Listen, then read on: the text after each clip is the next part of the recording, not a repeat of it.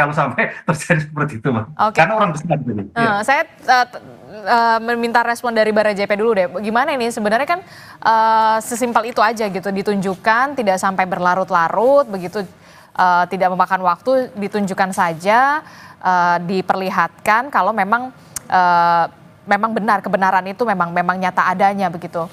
Respon Barajp. Ya, sebetulnya kan ini sudah lama ya apa yang disampaikan oleh Bu tadi. Sudah lama Pak Jokowi dari dia presiden periode pertama sampai periode kedua sampai akhir masa jabatannya kemarin ini dibiarkan dan tidak ada juga dilakukan apa kita atau relawannya atau Pak Jokowi sendiri melaporkan kan.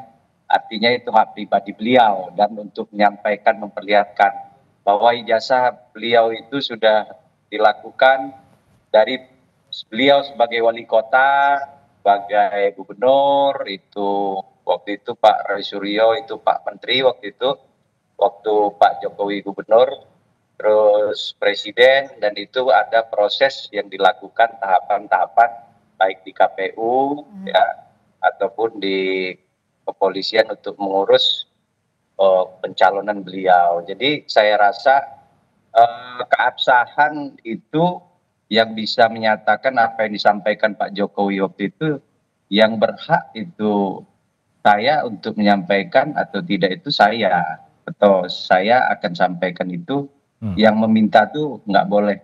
Apa waktu itu ada rombongan TPA apa ya yang ke rumah Pak Jokowi di Solo, sudah disampaikan waktu mereka meminta ijazah Pak Jokowi ke rumah Bapak di Solo, dan beliau enggan memberikan, memperlihatkan, tapi setelah itu diperlihatkan kepada wartawan. Artinya sekarang proses hukum telah berjalan, telah apa saudara Roy Suryo hari ini apa minta keterangan atau dipanggil sebagai apa, itu prosesnya penegak hukum lah yang tahu. Untuk tanggapan kita dari Barajp, ikutin saja, dan kalau memang merasa itu salah atau benar, apa salahnya sih kita minta maaf. Ya saya rasa nggak ada ya, kita ini juga sama-sama warga negara yang baik. Pak Roy Suryo juga, apa yang didaung-daung Pak Suryo dan kawan-kawan, Jadi kalau memang dapat keterangan dari unggahan atau pernyataan, ya kita kan manusia biasa ya, tapi kembali lagi kepada Roy Suryo dan kawan-kawan. jadi ada menginginkan seorang Roy Suryo ketika memang ada kesalahan begitu meminta maaf secara langsung begitu, atau kemudian di depan publik begitu. Ya, saya tidak sampai ke pernyataan sejauh ini ya, kalau tidak Roy Suryo ada dan kawan-kawan itu merasa bahwa ini mereka kan mendapat unggahan dari saudara Sandi ya. Nah, itu sebelum justru dia itu yang salah. Dan apa namanya, saya rasa yang disampaikan Bu Mega itu kan saran pendapat yang bagus. Nah, sekarang Roy Suryo dan kawan-kawan, ya kita sama-sama manusia biasa.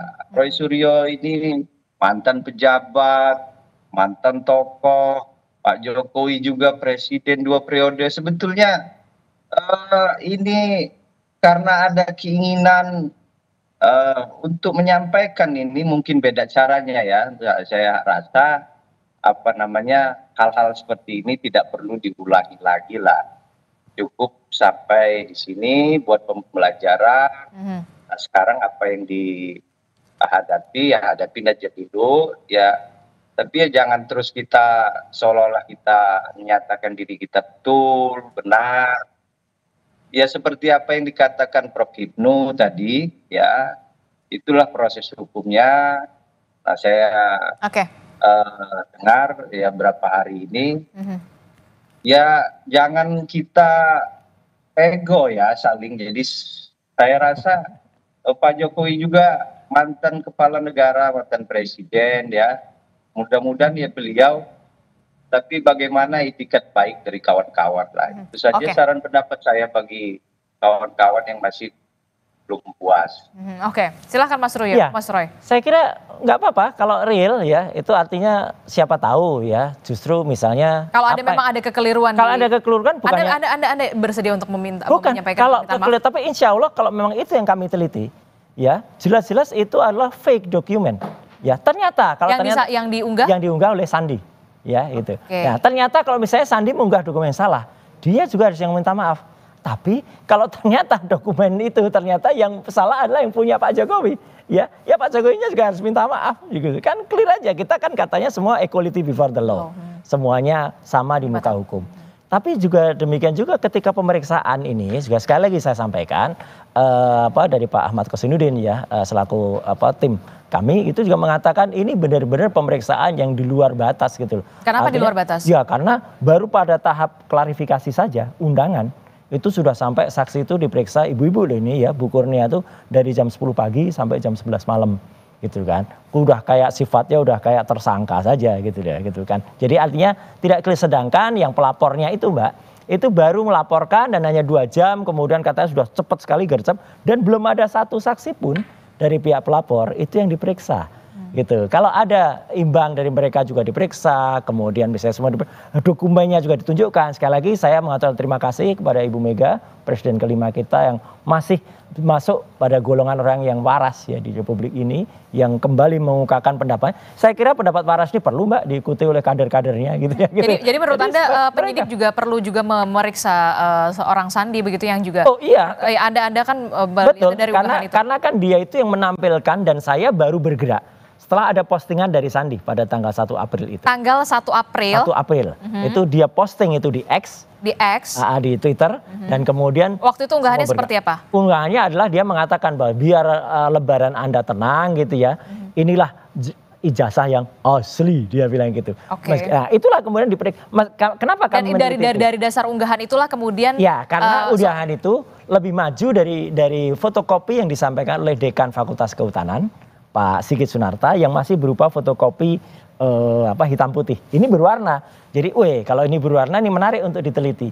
Dari situ kita kemudian. Jadi awalnya Anda meneliti yang dari kehutanan dulu?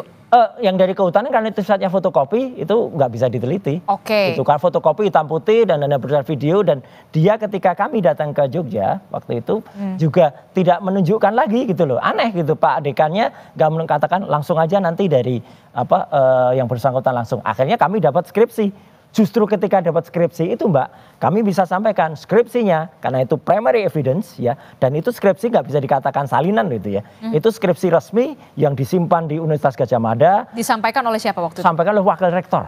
Kepada Anda? Iya, dan saya Dr. Resmond, dan itu kita periksa dan disitulah kita menemukan banyak sekali kejanggalannya, tidak ada lembar pengesahan, tidak ada nama Kasmujur dan lain sebagainya, dan satu kesimpulannya Mbak, sepele saja. Tidak ada nama tidak ada nama dosen pembimbingnya, nggak ada. Pak Kasmujur nggak ada. Di lembar? Di lembar di dalam skripsi itu. Kan aneh gitu. Yang namanya dosen pembimbing, meskipun itu bukan dosen pembimbing akademik ya, misalnya ya, meskipun itu dosen pembimbing skripsi, meskipun sekarang ada juga kayaknya ada sinkronisasi. Tadinya dosen pembimbing skripsi loh ya, terus sekarang dikoreksi jadi akademik. Oke lah, tapi tidak ada lembar pengujian, dan kesimpulannya kita jelas. Kalau dari sebuah telur yang busuk, anggap aja skripsi ini busuk, tidak mungkin menghasilkan hewan atau ayam yang bagus. Jadi nggak mungkin ada ijazah yang bagus, ijazah yang benar kalau dari skripsinya seperti ini. Kalau nanti misalnya ijazahnya itu dinyatakan otentik gitu, atau misalnya dia asli gitu ya, skripsinya kayak gini kok bisa ijazah asli, biar masyarakat yang menilai. Apa langkah